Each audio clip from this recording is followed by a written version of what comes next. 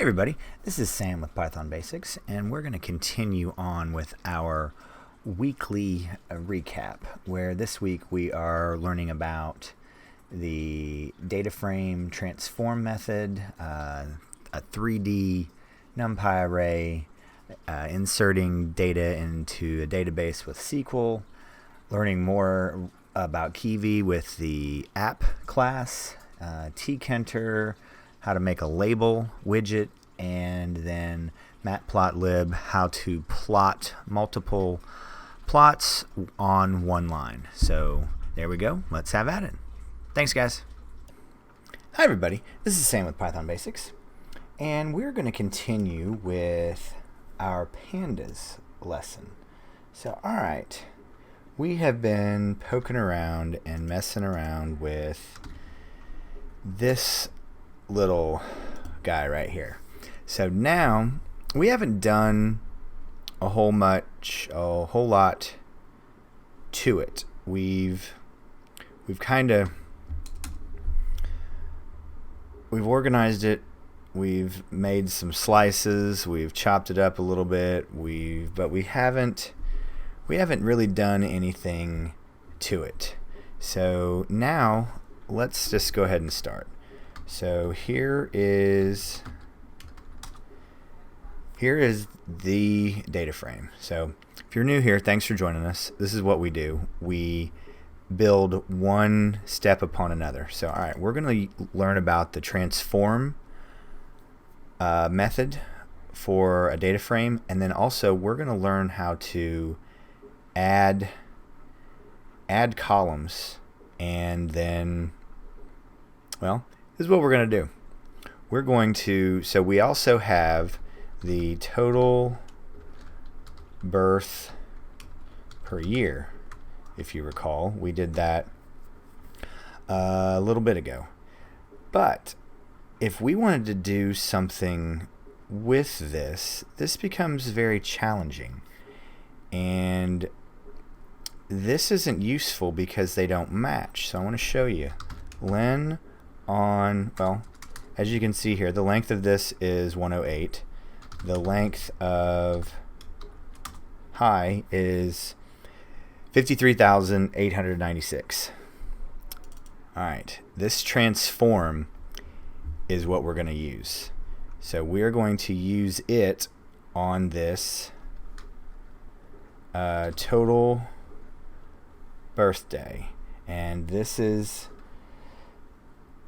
total births per year, and this is pretty cool.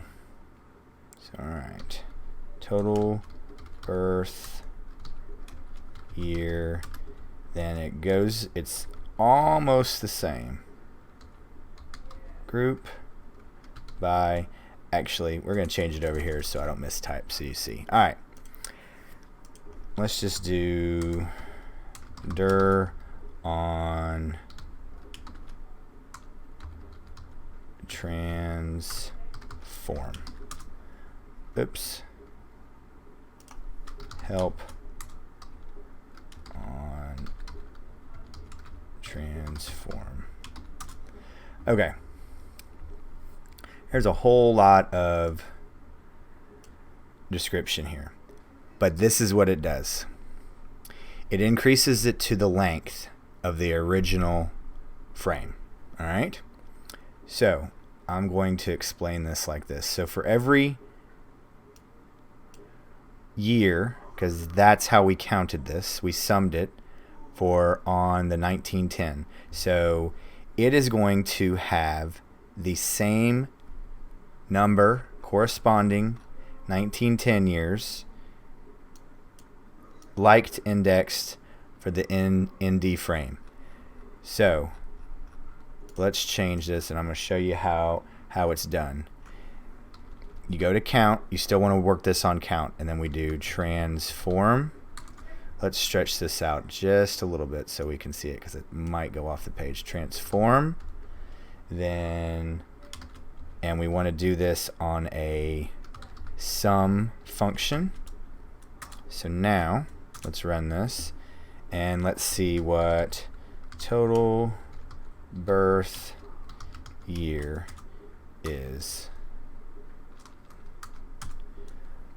boom, 53,896. So all right, picture's worth 1,000 words.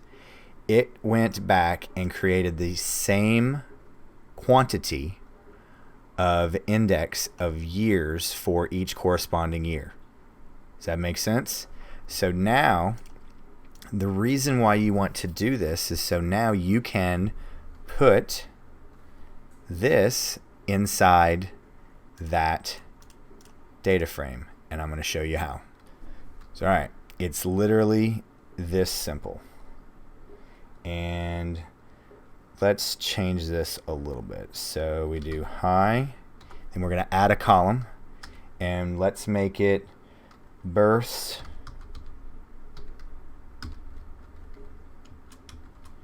year.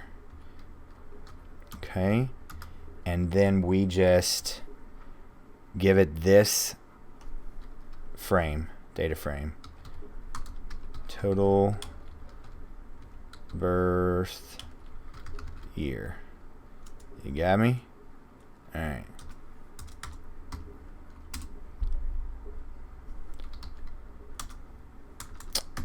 There we go. So check this out. So now we've learned how to add a column, because what our ultimate goal is, let's do an additional column so we can do percents of this name off the total births that year. So now let's add another one, and you do it like this, and we're going to do some arithmetic. So name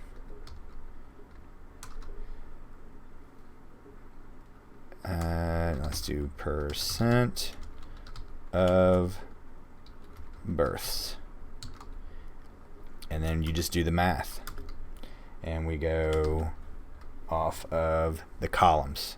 So it's hi, it has to be correct, just like we did right here. Has to be correct, case sensitive, and then divided by, let's put some space in here so we can see it, hi, and then we did birth year. And let's close this out. And oops, let's see what I spelled wrong. Births. And boom. Here we go. And let's see. Now let's get this. That's a complete decimal. Let's multiply this by 100 to get this closer to 1%. And here we are.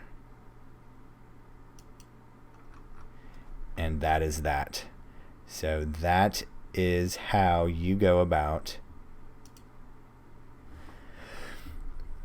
extending a data frame to match the size of another data frame with transform, and how you go ahead and add a column to another data frame. So, all right, I think that's about all we're going to do with this. I've gotten another awesome question. So, all right, it was hinting around for 3D shaping arrays in NumPy. So, all right, it was talking about table. It was when we were using our reshaping and giving it three integers, 3 dimensions, so 3D. So we are used to, and it's just reshape 1, 2, 5. 2 means 2 is row, 5 is column, what is 1? Group. So all right, let's just get started. So all right, here's where it was before. So if you're new here, thanks for joining us. If you haven't subscribed yet, go ahead and hit that subscribe button and the notification bell. So all right, 2 rows of 5. Now we're going to change it to 1 comma. You're not going to be able to see much of a difference, but then I did a little bit of drawing, so please don't laugh. I'm not a graphics designer or an artist. So, all right. This is a little not easy to see, but we've added another section. But this is going to really show you, and then I'll show you graphically. But this is what we do. We build one video at a time, and we answer comments, questions, and video requests. So, all right. Now, this may still not show it, but this is 2 rows of 5, a 2x5 array, and another 2x5 array. So it's three-dimensional, and it is a graphical, it is a digital representation of this 2x5 with another 2x5. So you can actually, you can think about this three-dimensionally or separate groups of multiple 2x5, and you could then, and we're going to get really sophisticated, and this is where data science really became. So then you could go through and look at groupings of everything just in this top section. If we had 3, or because look, you could do this 30,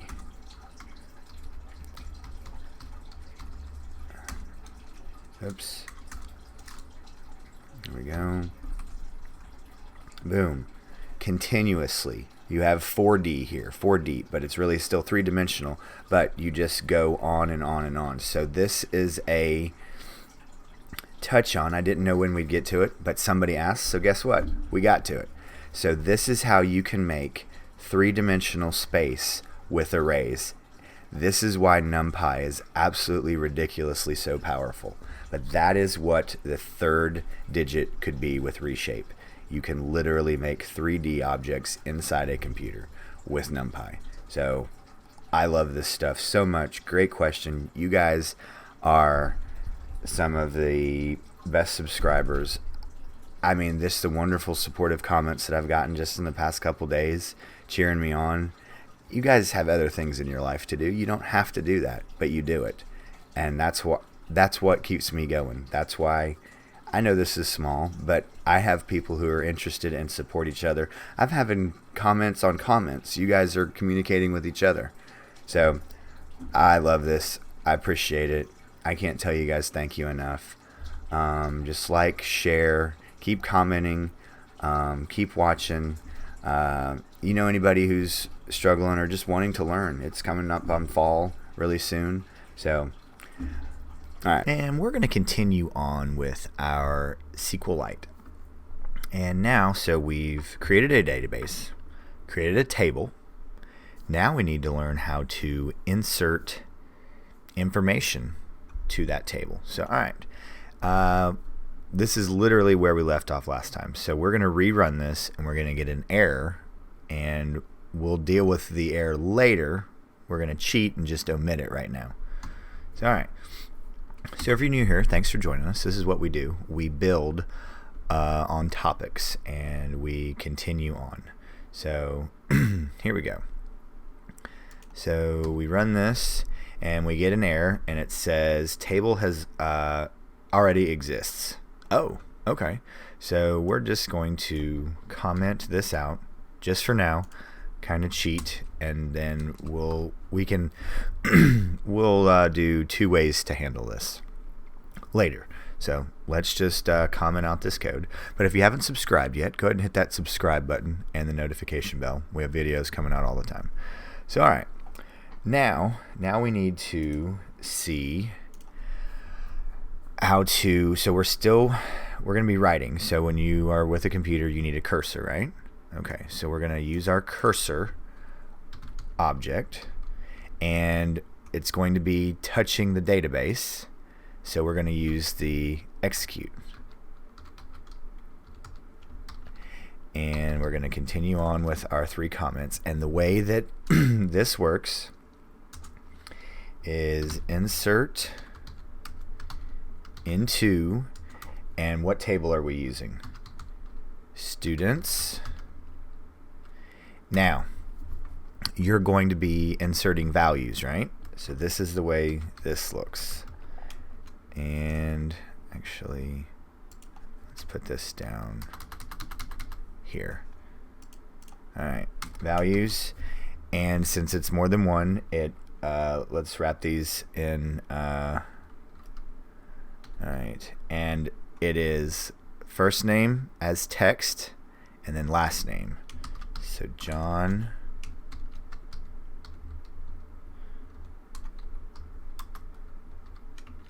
Smith.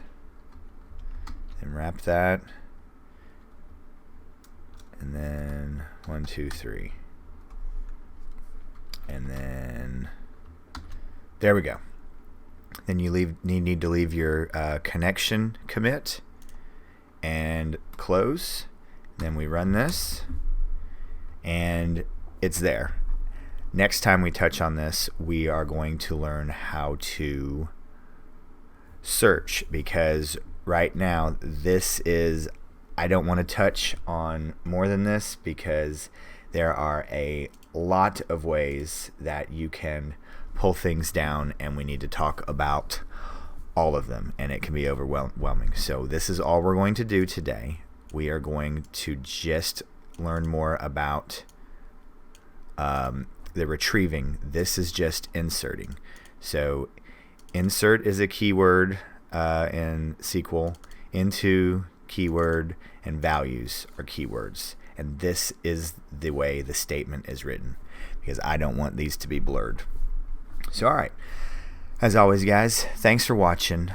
Please leave any comments, questions, or any video requests below. A couple requests a few days ago were absolutely awesome.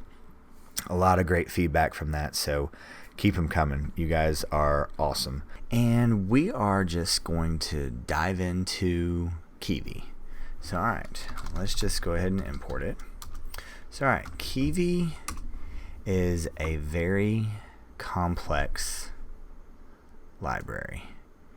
And if you've seen our tkinter video where we had to then go and import ttk, this isn't going to be anything new to you. So if you haven't, hang in there, we'll walk through it and we'll get to it. So all right, Kivy has a ton of stuff, and let's just look. So we're going to look at a couple things here. One, we're going to make a little note of this, that this is important. We'll touch on this later, so a little bit of foreshadowing there. So all right, package. So if we look, this is as complex as tkinter and more. So it does not import everything. You need to make sure you import Kivy dot app. So all right, now let's run dir again on Kivy. So now we see it right here. So now let's run help on Kivy dot app. So all right, this is our base class. This is the first object we are going to utilize when we're working with our application that we're going to build in, where is it? All right,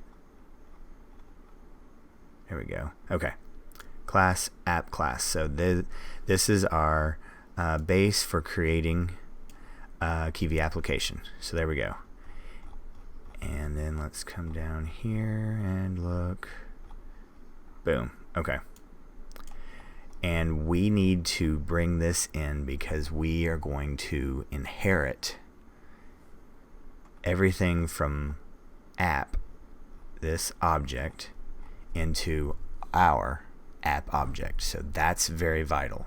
So I wanted you to see where it lives, because this is actually the way that we're going to import it. Import Kivy, and then from Kivy app import app. So it's one layer more, but I wanted you to see where it lived and why we're doing it this way, because it is app is a package and you have to import it as well, and we're just going to right now import app, capital A P P. Very, very important. So this is our, here, let's just look at help. We can just look at app. Boom. Here we go. So this is the first object we're going to be using. And it has a tremendous amount of attributes, as we'll see. There it is. And then, of course, as we'll learn, it inherits as well. There is going to be a lot of inheritance. So if you're not sure about objects, classes, and inheritance, I will go ahead and throw that up right here. Go and watch those, because we are going to build upon this. We're going to go slow, but it can be overwhelming, and I don't want you to have that. We're going to do bite size just like we do everything else. And again, if there's something that I've missed, if there's something I've gone over too quickly, if I have gaps, let me know. This is your channel. This is to help you. And if you have that question, you're not alone. Somebody else has that. I know what I missed and where I struggled, and those are going to be the high points. But I know that I'm not going to hit everything. So stay on me, make sure I'm getting everything, and then it's going to get really sophisticated very, very quickly, because then we're going to be learning about the Kivy language, and we're also going to have to be using Kivy files. And then we're actually then also going to be using an interpreter, so you can have both files open at the same time. Editor. This is the interpreter. Sorry. We're going to be using an editor, and it's just the one that I use. I have several that I use, but we're just going to use one that is really clean and simple. So, all right. That's it for today. Bite size with Kivy. That's all we're going to do. The class app object, the first base class to start to build a Kivy application. So there we go. And we are going to learn how to create a label for tkinter. So all right, last time where we left off with tkinter, we were learning about TTK. And it has a lot of stuff in TTK. And so let's just take a peek at it. So if you're new here, thanks for joining us. This is what we do. We build upon one thing upon another. Label. Can't really see it. There we go. Label. And let's just look. Help. TTK.L capital LABEL. All right. And this is going to be, let's see, so we're there. But we build one thing upon another, so it's very important that you hit that subscribe button and the notification bell, because I don't want you missing anything, because we build and build and build, because this is exactly where we left off last time. So, all right, here we go. All right. Widget, we've been talking about widgets, and displays a label or image. Boom. And there we go. And it is pretty simple how this works. Label ttk.label. Alright, so now this has it needs to know where it's going to put it, and then what do you want it to say. And it's just this simple. Text equals, let's just do the standard, hello world. Boom. There we go.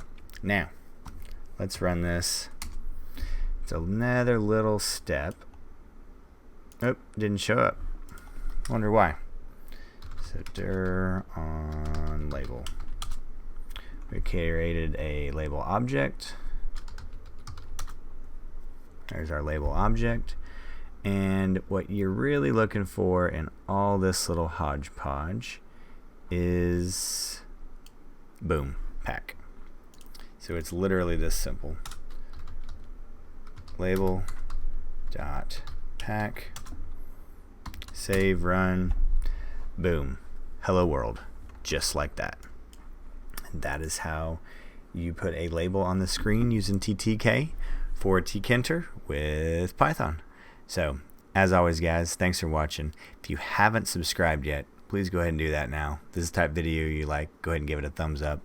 And please don't hesitate to leave any comments, questions, or any video requests below, because you guys have really been on it and running things down with some really good questions. So you guys have been just awesome for the channel, and those videos always do better than what I'm thinking, because other people have those same questions. So I can't tell you thank you enough. And we're going to jump back with Matplotlib.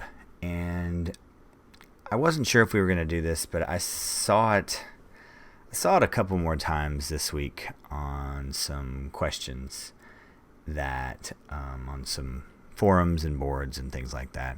And I thought it would be it'd be important to cover.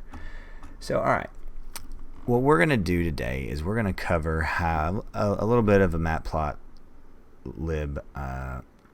trick for a plot, and about having it all on one line. So we've seen how we've done, I think, a scatter plot, and we had one line and then another line and then the show method. So all right, what we're going to do here is we're going to bring in, here we go. Now, all right, I'm going to have all of these in the description below, and so you guys can just copy this. I'm thinking about getting a GitHub repository, so you guys can just download all the code. So if that's something that you guys want, go ahead and give this a thumbs up, or maybe I'll put a poll up. I'll put a poll up right here, and you guys let me know. So all right, I just picked out like some random cheesy things. Let's say you're a small little car lot, and here's your year 2017, your year 2018, and here are your months. Because I'm actually kind of building upon this, because we're actually going to look at a library that will kind of help with this. So all right, you have and we got our little tick marks for the 12 months right here. So we know before that we could sit here and go plot and go month and then year 2017, then plt.plot .month.year, oops, year 2018. Make sure you guys can see this. Okay, thought I resized it, my bad. And then we go plt.show, right? And we're gonna have this nice little chart, and we'll be able to see some similarities from year to year. But I want you to know, so yeah, we find out that May is a slow month and August is a slow month, and we've had some really big improvement in December. So all right, but really what I wanted to show you is we know how to do this. We know how to get 2 lines on a chart, but let me show you this. So if you see it at a later time, you'll already know, because that is the point of this channel, is for you to come here to learn things, so you'll know them before you see them next time. Boom, you get the same, let's put it right here, you get the same graph. So all right, you can put this with plot all on one line, and Matplotlib knows what to do. So just a little handy trick, just a little snippet today. So very important for you not to miss these. So let's make sure we're hitting that subscribe button and the notification bell, because we got stuff like this coming all the time, and it's just going to get more sophisticated. So As always, guys, thanks for watching. Please leave any comments, questions, or any video requests below, and I'll get right to them. So thanks for watching, stay tuned, and we'll see you next time. Bye, guys.